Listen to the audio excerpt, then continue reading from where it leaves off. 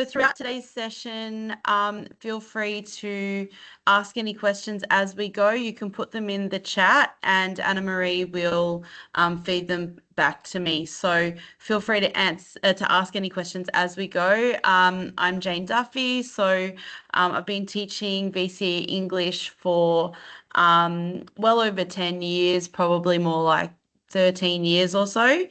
And so I've been running these sessions for a few years now. So as I said, I hope you get something out of it, and I'll try to keep ourselves on track. So I'm going to share a slideshow with you now. So just give me one moment.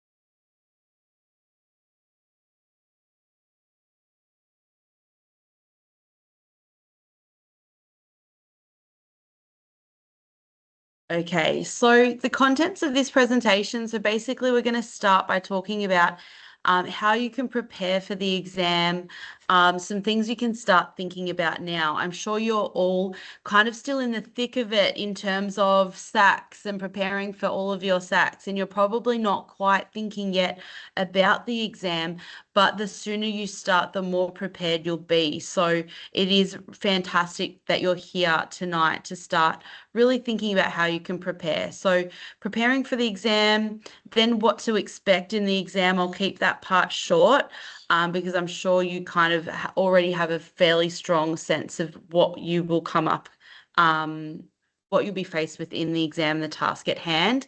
And then moving on to tips for each section of the exam, looking at skills and knowledge. So it will be a little bit general in nature because all of you are studying different texts, I'm sure, and the texts that you will choose to do in section A will all be different. And then for section B, same thing. The style of piece that you're going to write could be, all different. So I'll try and cover as much as I can. And then, of course, if you have more specific questions, feel free to ask me as we go. So preparing for the exam. So I always say this to students, it's really not too late to boost your grades for English right now. So if you feel that throughout the year you haven't quite got the grades you wanted, or maybe you're going really well already, but you just want to kind of get that extra maybe 3 to 5% for the exam, it's absolutely not too late to study hard for that exam because all of your results will be moderated against your exam. So if you put in the effort now, it's essential for you to show that success. So the more effort you put in now to kind of start preparing and thinking about the exam, the better. So some things that you could be doing now is actually organizing all of your notes and resources. So think about each area of study, the resources that you were given, whether they're digital or in hard copy, and collate them and have them all together so that you have a really strong bank of resources that are all really well organized that you can start using to study. So that's something that you can start doing now, and it's a really easy thing.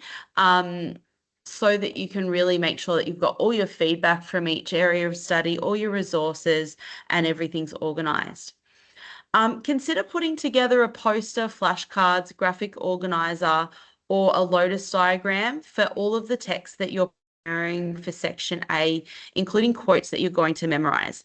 So the sooner you start thinking about the quotes that you're going to memorize and start memorizing them, the better, because of course, then you can memorize a lot more.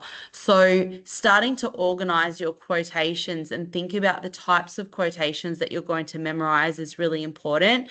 Ensuring that your quotations cover a wide range of big ideas and themes, characters, and of course, ensuring that your quotations are relevant to obviously ideas and characters, as I said, but also cover things like literary devices and film devices if you're studying Sunset Boulevard. So having a really nice wide, broad bank of quotes that you're memorizing is really important, and starting that now will really stand you in good stead. Reflecting on what you know and what you don't know, it might be a good time to have a chat with your teacher or even to go back through Compass if your school uses Compass or wherever you get your feedback from your teacher and starting to reflect on, well, what has my feedback been throughout the year for each area of study? What am I doing well and what areas do I need to improve on so that you can get the best result for yourself for the exam? So starting to reflect, have those conversations with your teacher so you can really start to think about what you need to work on as an individual. So, as I said earlier, ensure all of your quotes are really versatile and relevant to multiple themes, and think about how you'll memorize them. Um, the quotes don't have to be long, but you do need to understand their context and the relevance to key ideas and themes within the text. So, really important to start to think about the context behind the quotes and make sure that they, as I said, are really nice and versatile. So, you could use them for a prompt on one particular theme, but it would work just as well for a different prompt. Prepare vocabulary. This is really important and something that a lot of students don't do. Prepare vocabulary for each section of the exam that you're going to employ in the exam. It will help you when you're in the moment to have that vocabulary at the forefront of your mind. So starting to actually prepare a list of vocabulary in terms of matter language, and analytical terms that you can use will be really important, especially for section A and section C of the exam. For section B, the type of vocab that you might be preparing might be more specific to the type of text that you're going to write for section B, and more specific to your area of framework that you are preparing as well. But thinking about vocabulary that you can employ and building up a bank of vocab for each section is a really good thing that you can start planning now. Obviously, revising each area of study and reflecting on your strengths and areas of improvement. Start to seek advice and feedback from your teacher and follow through on that feedback. And obviously starting to write practice pieces. Probably a lot of you won't start your practice pieces until after SACs have finished, but as soon as your SACs have finished, make sure that you start writing those timed practice pieces. And you might start with about an hour and a half and then bring the time down. So you might start by giving yourself an hour and a half for one section of the exam, and then the next time you do it, you might give yourself an hour and 20. And then the next time and making it down to an hour. So you can start to scaffold yourself and build yourself up to writing in shorter, stricter time constraints. Rereading the text is an absolute must. So I hope that you have planned for that, or perhaps you've already read some of the text. Of course, reviewing the text if it's a film. So practice pieces and practice exams, create a feedback loop with your teacher. Set yourself a window of time to write a practice piece, as I just said. Submit the piece to your teacher. Have questions or thoughts written down on a sticky note on the piece, and then take the feedback on board. Write down 2 or 3 key things that you can improve on for the next piece and continue that loop so that you're continually practicing those skills. You're continually asking for feedback and receiving that feedback and implementing that feedback. That is how you will improve vastly for the exam. Every paragraph and essay you've written this year is a potential source of exam revision. So get out your old essays, reread them, ask yourself how you could improve the essay and have a go at redrafting those essays as well. A really great way to study is to get feedback on a piece and then actually implement the feedback straight away and improve your own writing. And that act of actually doing that work can really help you to improve in a short period of time. So what to expect in the exam. So I'm sure you all know this already, but I'll just go over it really quickly for you. There will be 15 minutes of reading time and 3 hours of writing time in the exam. And the exam will obviously consist of 3 sections that are equally weighted. The fact that each section is equally weighted is really key because each section you should be spending an equal amount of time on each section because they are all worth the same amount of marks. So section A will consist of an analytical response to a text and will be worth a total of 20 marks. You will have studied two texts throughout the year for text response. Probably a lot of you are actually right now studying your second text and preparing for that second text response SAC. So it's a good idea for right now to be thinking about which text you are going to prepare for. Most students will prepare for one text. But of course, some of you might choose to prepare for both texts and go into the exam and decide on the day. However, as I said, most students will prepare the text that they are going to write on for section A now, so that you only have to revise one text. So think about where your strengths lie and which text you feel the most confident with, and perhaps the text that you've got the strongest marks on.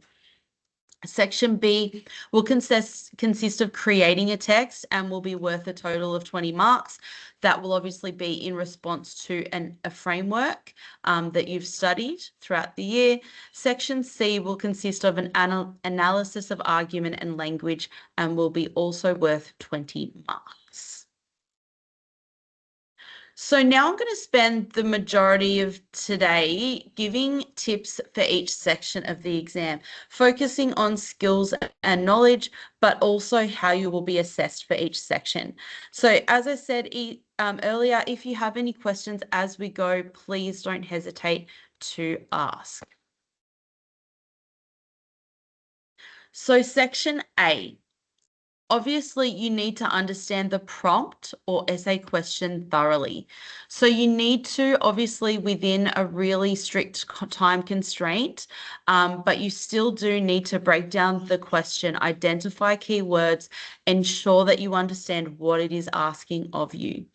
Make sure your thesis or contention or main argument, whatever you call it, directly answers the prompt, and ensure that you refer back to that prompt and link back to it throughout your essay.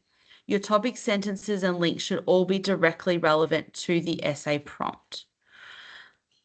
Plan a clear, focused response. So you need to spend at least 5 minutes during your hour that you allocate towards section A. You need to spend a good 5 minutes outlining your essay before writing. You absolutely should not just start writing an essay without any thought or pre-planning. You must spend that time planning. You need to decide on 3 to 4 strong points that support your thesis. So they will obviously become your topic sentences and will be strongly connected to your contention.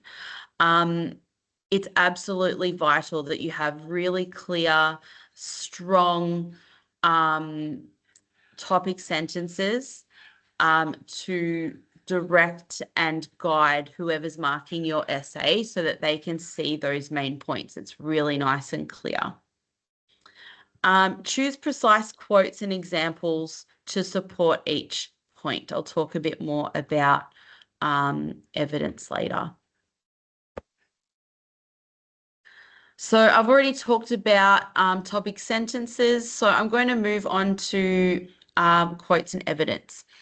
So you need to choose quotes that directly relate to your prompt and the question. And to be choosing your quotes, they're coming from your brain because you will have memorized these prompts, these quotes and this evidence. So that's why you need to start memorizing those quotations and that evidence now, so that when you get into the exam and you see that prompt and you think about what your contention is going to be and what your topic sentences are going to be, you have it already in your brain which pieces of evidence and which quotations will really relate strongly to those ideas. So it is so vital that you have really strong evidence, that you have that you haven't memorized that's relevant to a broad range of key ideas or themes. Avoid overusing really long quotes. Keep your quotes really short and impactful, and explain the effect of the language, literary techniques, or film devices and the context. So that's really important to ensure that your quotes are relevant to a wide range of big ideas that you might be confronted with in the exam, but also that you have some quotes that are relevant to literary devices, context of your text, and film techniques if you're doing Sunset Boulevard. So you want to be thinking about things like symbolism, motifs, etc. Absolutely key, but some students still do this, which is analyze, don't summarize. So really important that you're always analyzing. It's vital that you don't fall into the trap of paraphrasing or just explaining the plot. It's vital that you're explaining how and why the text works to convey that meaning. Always bring it back to authorial intent or directorial intent if you're studying a film. Always bring it back to what's the director or writer's purpose here. What ideas do they want to convey? What do they want their audience or reader to think or feel?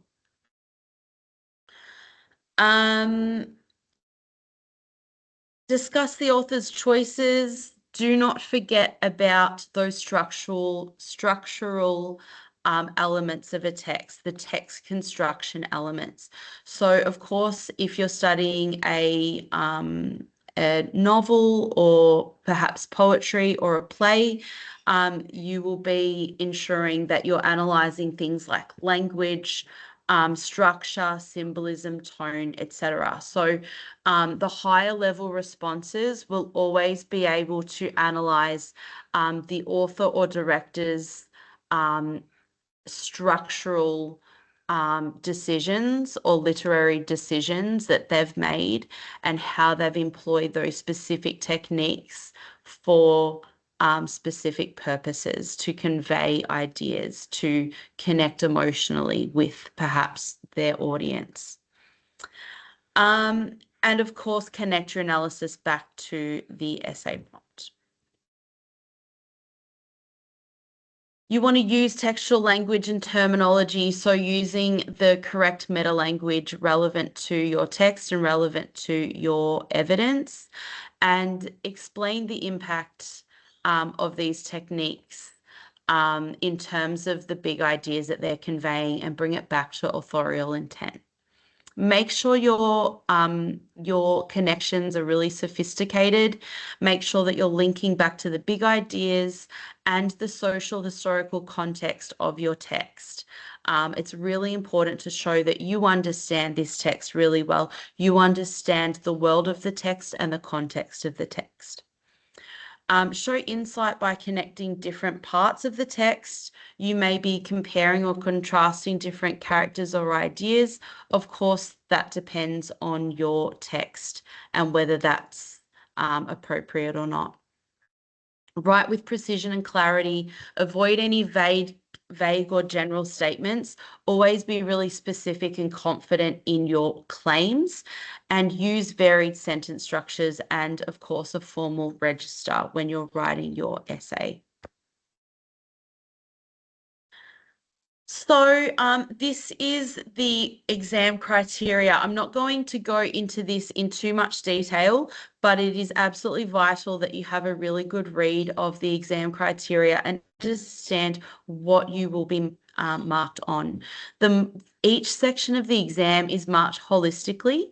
So they're marking it on a 10-point scale, and they're looking for things like the level of detail, your use of language, how well you understood the topic and the implications of the topic, meaning the prompt, supported by evidence from the text.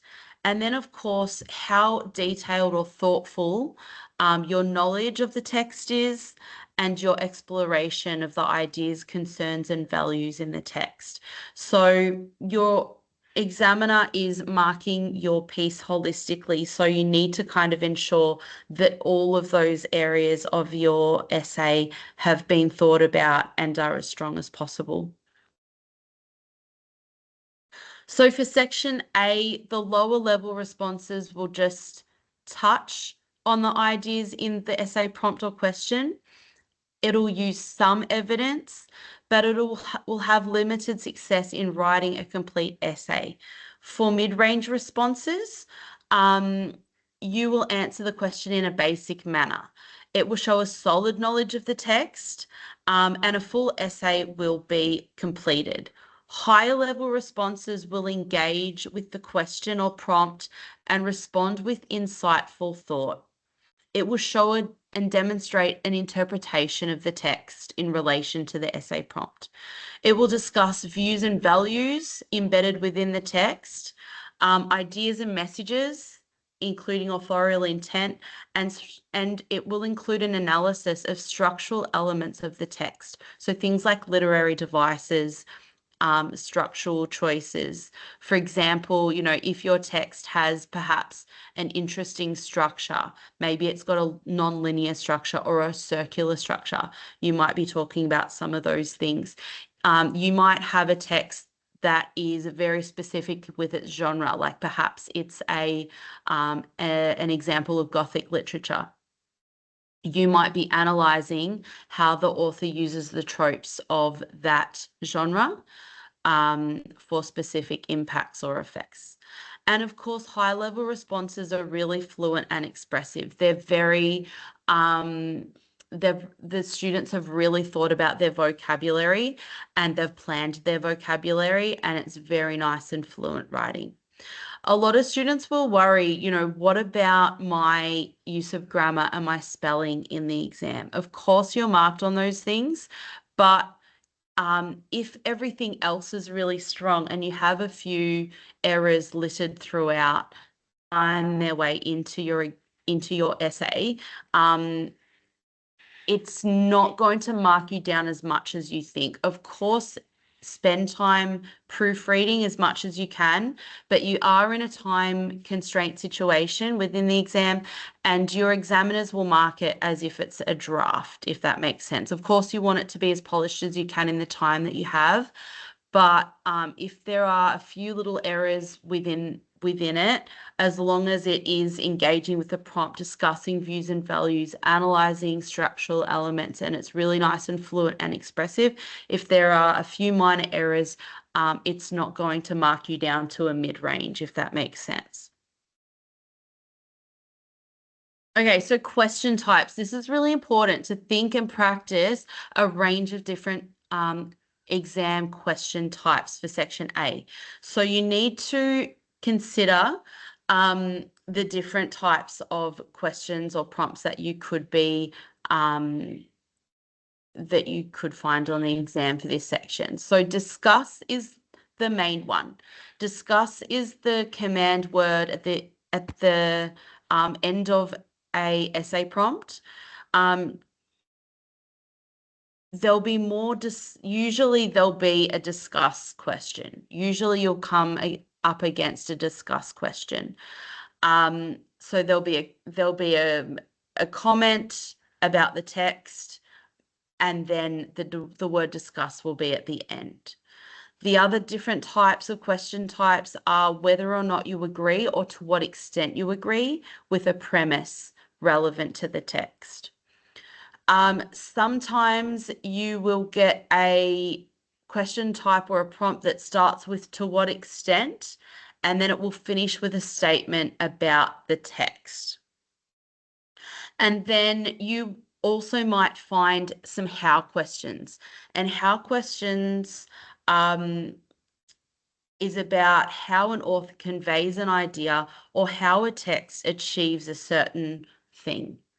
So I'll go into what these question types require you to do. So for discuss questions, you need to arrive at a certain point of view in response to the question. You might discuss it from some different points of view, and then you'll kind of arrive at a certain point of view. For to what extent do you agree, you need to consider what leads you to land at your contention. You need to show an understanding that the text can be viewed and seen and interpreted in many ways.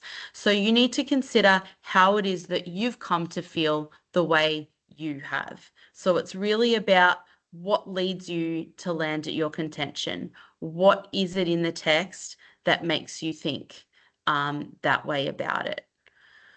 For do you agree? Of course, your contention must be concrete, but it can't be one-dimensional and simply prove the premise to be true. You need to consider why you feel that particular way. So if you do agree, you really need to explore and expand and consider why you feel that way. It can't just be one-dimensional and just being like, yes, I agree. And then finally, how. So how is a hugely influential word in a question that should not be looked over. So you need to consider whether your response covers construction of a text or how an author has achieved certain things through their choices as a writer or as a director. So it's really about how they've achieved a particular thing, how they've achieved how they've explored a particular idea or theme. So that really, the how question really does lend itself to an analysis of text construction. However, text construction can be relevant to all of these question types. The magic of the word through. I really encourage students to consider how they can use the word through to their advantage. For example, through discussing his adult perspective of his childhood misadventures, Noah is able to, Noah being the author. So it's really about discussing what the author is saying, but also pointing out how they've done it, how they've constructed the text to achieve this. So it's through this particular thing that he's able to achieve this particular endpoint. Or through the narrator's realization, the author illustrates this particular idea. Or you can instead refer to an event or evidence from the text and then say, through this, the author explores, or through this, the author, and then talk about what they achieve or what they are exploring. So moving on to section B now, are there any questions for section A before I continue? Okay, I'm going to continue. So for section B, this one's a relatively new addition to the exam. So this one has only been running for this part of the exam. Section B is a newer section.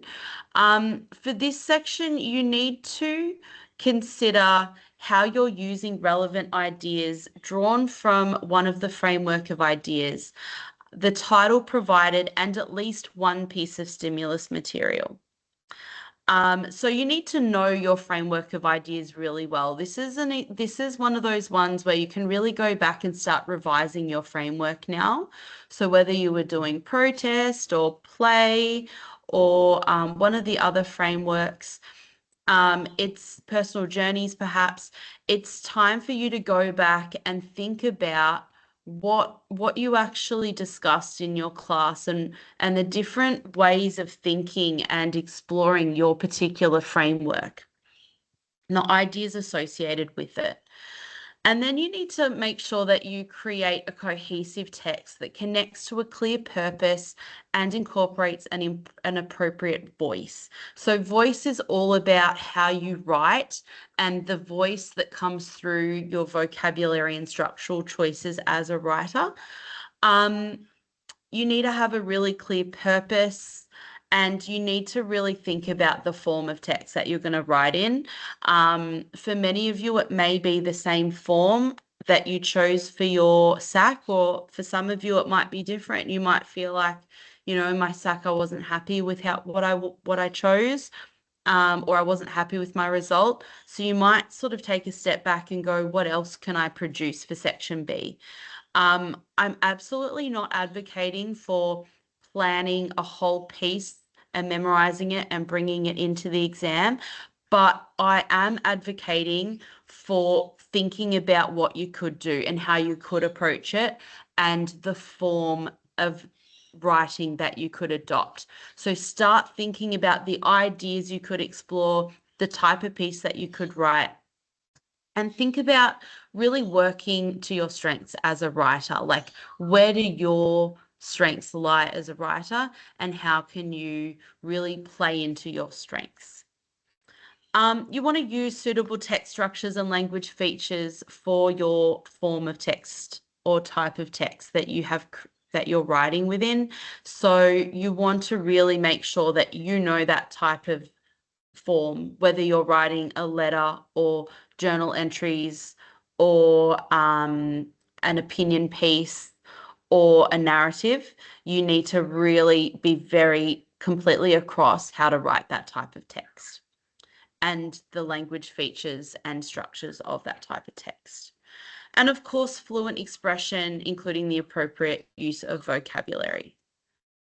So some tips for section B.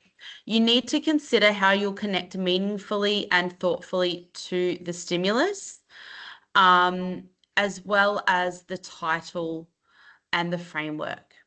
Work to your strengths as a writer, decide what form you'll write in, and identify the purpose, audience, and tone, and voice expected, and practice now. So you can make some choices around purpose, audience, and voice and context now, but it doesn't mean that you're just going to rewrite your SAC, for example. It doesn't mean you're just going to memorize a whole piece, but you're starting to think about it. You're starting to practice. Plan your response in the exam. You need to spend 5 to 7 minutes brainstorming ideas, choosing a clear purpose, and deciding your text type.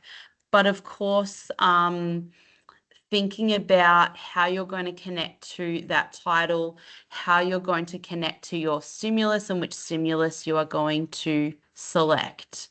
And of course, you can connect to more than one stimulus.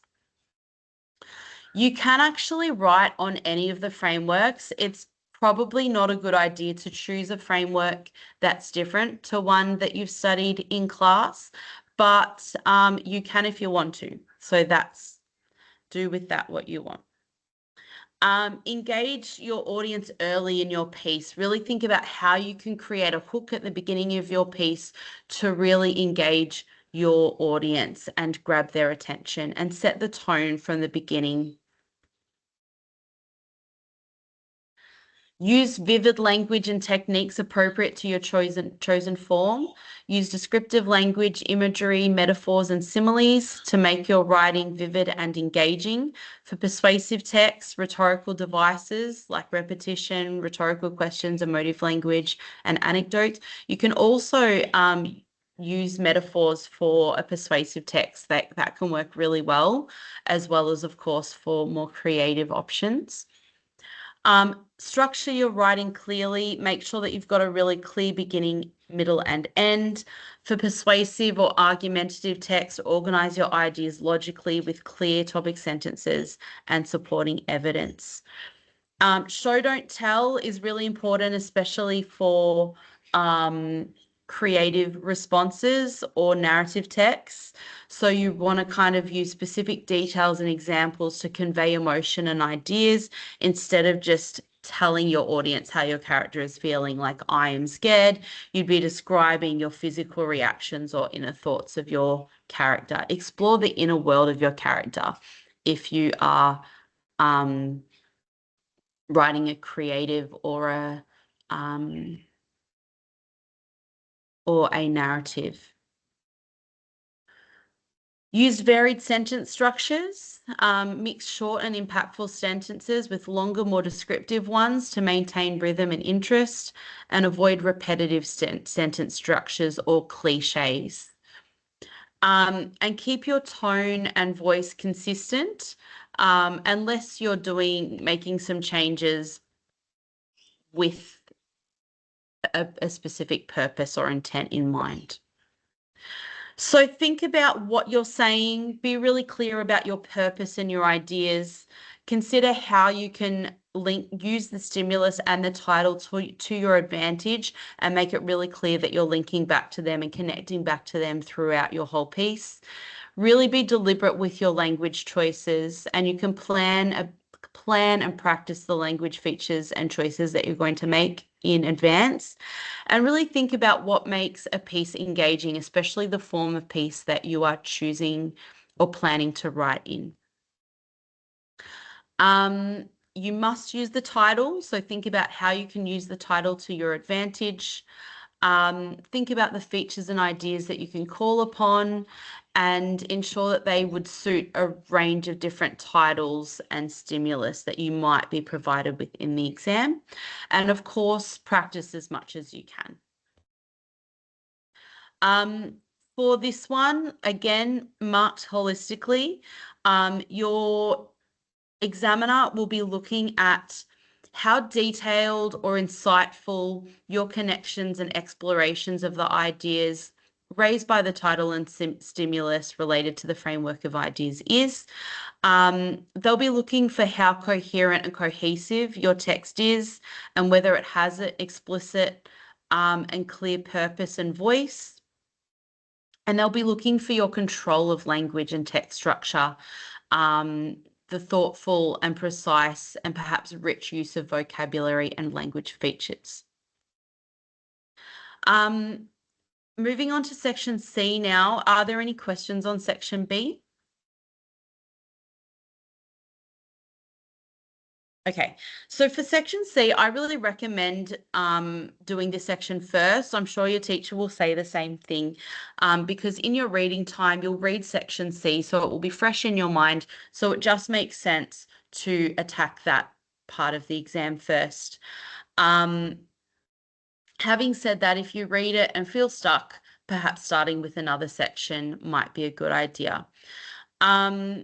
Remember that you're not simply labeling techniques, you're analyzing the author's arguments and use of language to position their audience.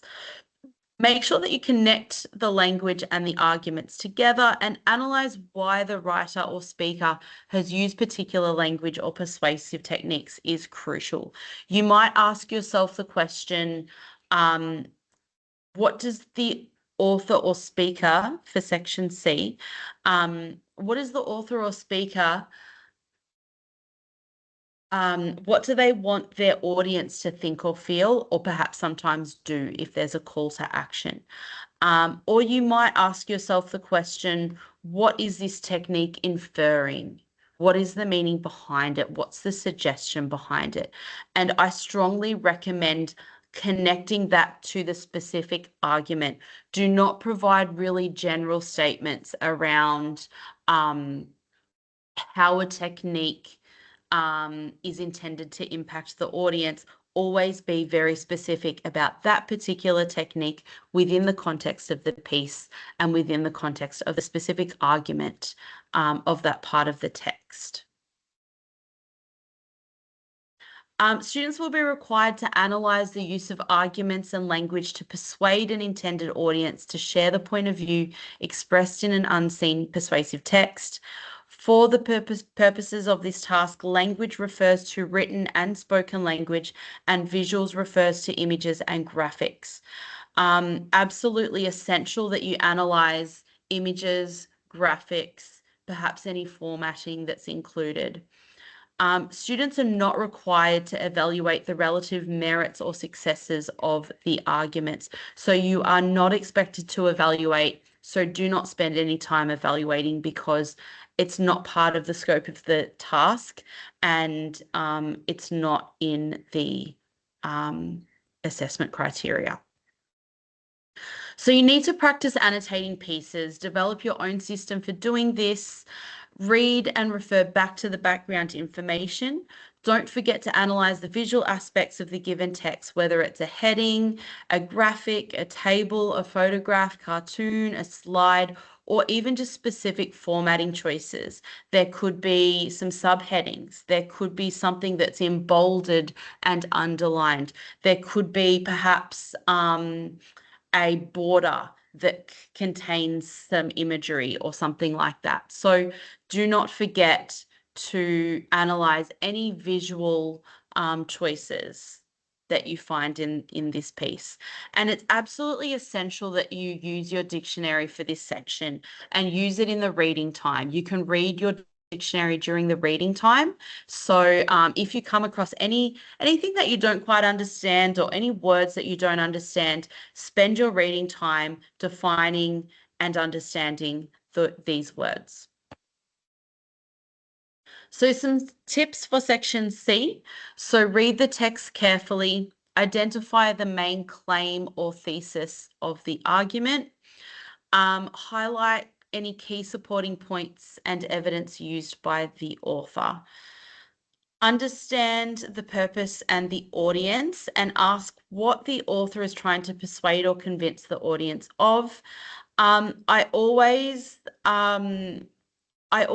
encourage students to consider that not just the audience of the piece, but perhaps oftentimes a piece for section C might have more than one audience, or there might be groups within the audience. So consider whether that piece has more than one audience or more than one group within their audience, and then consider how particular arguments or particular language or writing techniques may be used to target specific groups within the audience of the piece. That's what higher level responses will do. Obviously, you want to identify persuasive techniques. You want to look for and explain how the text uses these techniques for specific impact or for particular effects. Explain the intended effect of the technique. So consider why the author or speaker is using these particular persuasive techniques. So don't just name a technique or label a technique. You need to explain how it is intended to influence the audience or strengthen the argument. Always ask yourself, what does the author or speaker want their specific audience to think or feel, or sometimes do, and how they're using language and the structure of the piece to achieve that purpose. Organize your response clearly. Make sure you've got a really strong introduction, clear body paragraphs, and conclusion. Your structure for this part, for your essay for this part of the exam is a little bit different to your structure for a text response essay. So make sure that you have really considered how you're going to use structure. Most schools teach the what, how, why methods for ordering your paragraphs. So the what is the technique will be your topic sentence, and then the majority of the body of your paragraph will be the what. So what language techniques is the author using, and then why. Why are they using those particular techniques? What is the intended impact on the audience? So the what, why, how. But there are other ways of structuring your response for section C. So practice the way that you are intending to write your piece and the way you've been taught, and the way you feel confident for this part of the exam. Use evidence from the text. You need to support your points with direct quotes or specific examples from the piece. And the great thing about section C is you're provided with the text. So you don't have to memorize anything really for this one, because the text is right there in front of you. So that's something to feel good about for this section. Make sure you use appropriate terminology. and appropriate meta language, and be concise and focused. Absolutely avoid unnecessary summary or unrelated analysis. Keep your analysis really nice and concise and relevant, and do not start summarizing the piece. Your examiner has read the piece, they understand it already. It's not about just talking about the piece and providing general statements. It's about being really specific and analyzing the arguments and how the author or speaker uses language to position or persuade their audience. Prepare vocabulary that you'll use for this section. So this allows, this leads, this creates, the reader is moved to, through, thus. So prepare a bank of vocabulary that you can use for this section and learn it and memorize it. And of course, show an understanding. The higher level responses for this section will show an understanding of how the arguments build across the piece. We want you to be able to analyze in a way that shows that we understand how argument is built across the piece and how multiple things throughout the material culminate in achieving the desired impact of the writer or speaker.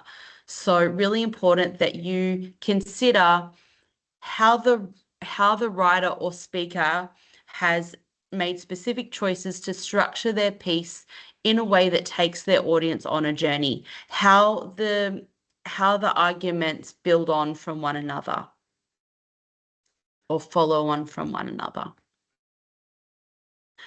So this is the criteria for this section of the text. Again, there are 3 dot points. They're obviously looking for your use of language, how sophisticated or confident or fluent is your expression and language choices. How insightful is your understanding and analysis of the language and the visuals in the text. And of course, showing a really strong and thoughtful and perhaps perceptive understanding of the contention of the piece, the development of arguments in the piece, and the point of view expressed. So you can have a look through this yourself, but I strongly recommend that you do spend time looking at the criteria for each section of the exam and really thinking about, like, what are you strong with and which areas do you really need to make sure that you remember to include or that you can really brush up on in preparation for the exam. And so some resources for you to go back to are, of course, the VCAR study design. The exams are based around the skills and knowledge of your study design for English. So go and back through it and have a really good read through. And then, of course, the exam specifications, the sample exam, the assessment criterias, past exams, and the examiner's reports. That's really important there. Ignore that those brackets there. So you've got the links there that you can go back to check out the study design, past exams and assessment criteria, etc. And examiners' reports. That's such a good source of information. So that kind of brings me to the end of the presentation part of today. I'd love to answer some of your questions.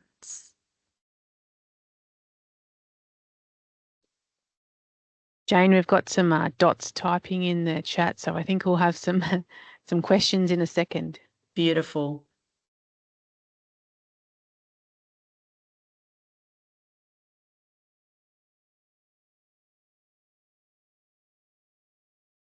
If you'd like to share the framework or the text that you're thinking of studying for Section A and Section B, feel free to share them in the chat as well. It would be interesting to see what you're actually studying in your schools. Sherman's just asked, how come we can't see everyone in the group chat? It's a good question, Sherman. I'm not really sure. I can see everyone. but maybe it's a privacy thing, so we're protecting you guys. All right, Mitch has asked, do you need to ace all 3 sections to get a good exam score? What happens if you do decent in just 1 or 2? Great question, Mitch. So as I said earlier, all sections of the exam are weighted evenly. They're all out of 20 marks. So they'll all be added together and averaged out. So if you get, say you get, I don't know, 10 out of 20 for one section and then 20 out of 20 for another section, it will be averaged out. So basically, you want to do as well as you can for each section, and you want to spend the same amount of time on each section. So you want to do your best for each section of the exam because it is equally weighted. Thanks, Jayne. We've got another question from Araceli. Mhm. What if there are no past exams and reports on a particular text our school are doing? Their school has chose the memory police and the 12th night for section A. That's a good question. So if your school is studying a new text, there won't be as much available to you in terms of past exams, but and the questions for past exams, but you can still have a look at the types of questions that have come up in past exams so you can see how they're worded. Obviously, go back to your practice SAC questions and your SAC questions to study. And your school should be providing you, and your teacher should be providing you with a list of practice prompts. So if you don't have practice prompts from your school or from your teacher, make sure you go to them and ask them. You can also go online. There'll be hopefully a lot of resources out there for your text, even if it is a newer text. You should be able to have access to study guides and things like that. And sometimes study guides have some sample essay questions as well. But absolutely ask your teacher for a list of practice questions, and I'm sure they'll be able to provide that to you as a study resource. 12th night, by the way, there'll be heaps on 12th night. Even if it hasn't in recent years been in the English exam, it's a Shakespearean text, so it's studied all around the world in exams. So you should absolutely be able to find lots of sample essay questions for 12th night. Memory police might be a little bit harder.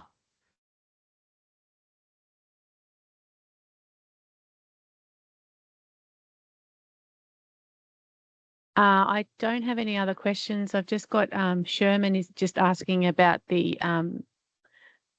PowerPoint that you have shared with us tonight, and I've told everyone that I'll send them through the emails tonight. Unfortunately, I can't private message as it's a little bit, it's locked down because we are council, so I can't private message on Teams to you because you're outside the organisation, unfortunately. But I'll definitely send them through on email later on tonight or tomorrow morning. I hope that's okay. Sherman has just added that my school is doing Sunset Boulevard as well. Yeah. Amazing. Yeah, so Sunset Boulevard is a really popular choice for schools. And of course, thanks, Mitch. I'll be with you and your question in a sec.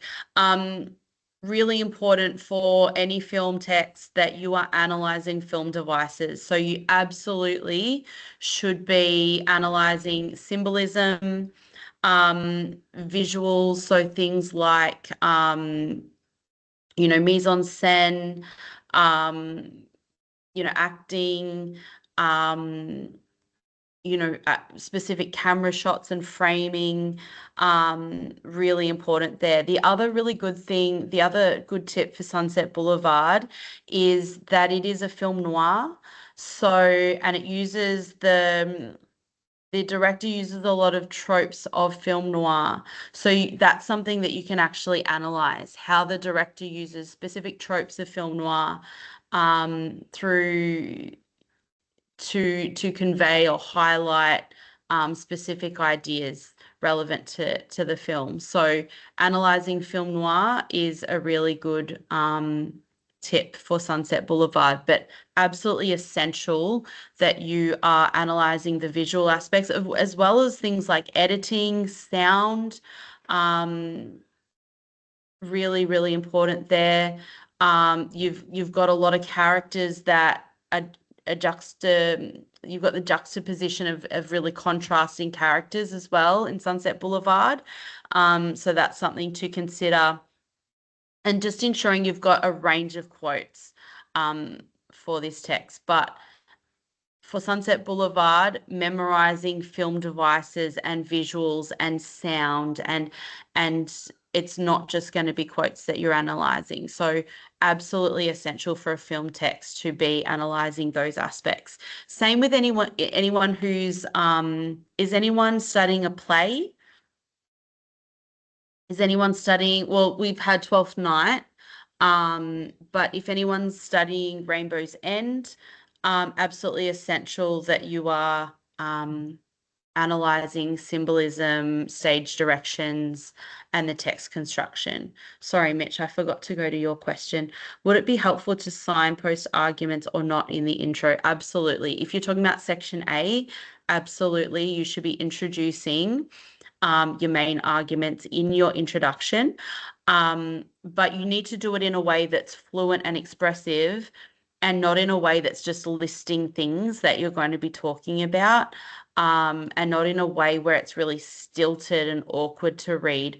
But the introduction is all about introducing the ideas that you're going to discuss and analyze within the piece, within your essay. So absolutely, you should be introducing those arguments.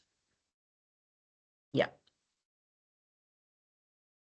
We've just got a couple of minutes left. I thought I would share some study support that we have on the website. Mitch has just said thank you, Jayne.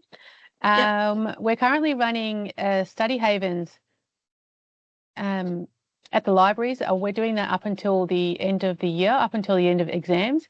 And it's really just a safe space for you to come and study. We give you snacks. We've got brain break materials. We can help you with any resources you might need to, you might like or think of. And that's usually, every night at one of the libraries and on Saturdays as well from 1 to 4. So please feel free to come along and change the scenery for some studying. Also, I just wanted to show you on the website Learn and Discover, we've got study support here. There's school text and study guides, Studiosity, and we also have, if you need to borrow a calculator or dictionaries for your exams at the end of the year, we have extra resources for those. So don't feel like you have to go out and buy them. Come to the library and we'll help you out there. And I'll quickly just show you Studiosity. This is a 24/7 online resource that uses real people, real tutors online, and they can help you with subjects you have at school. It's free with your library card, and they can look over your assignments and give you feedback on structure and grammar. There are quizzes on there as well, and it goes from grade 3 up until university. So do feel free to have a look at that as well. But other than that, if there's no other questions, I think we might leave Jayne go home after a long day. And thank you, Jayne, for spending the time and sharing your tips and tricks with everybody. I'll hand it over to you if you wanted to say any last words. Yeah, no, just good luck, everyone. And thank you so much for being here today. Honestly, the fact that you've come to this session already shows. I do work at a school. Yeah, I'm a teacher at a government school in the sort of northern northeastern kind of suburbs. Yeah. And you can see I'm not in the nicest room. Yeah, but the fact that you guys have all made that effort to seek this session out and to attend shows that you're already thinking about the exam and you're already proactive. So you're already setting yourself up for success. So really well done for that. All right, everyone. Good luck. Reach out and come into the library. We'll help you along the way. And thanks again, Jayne. Have a good night, everyone. Bye.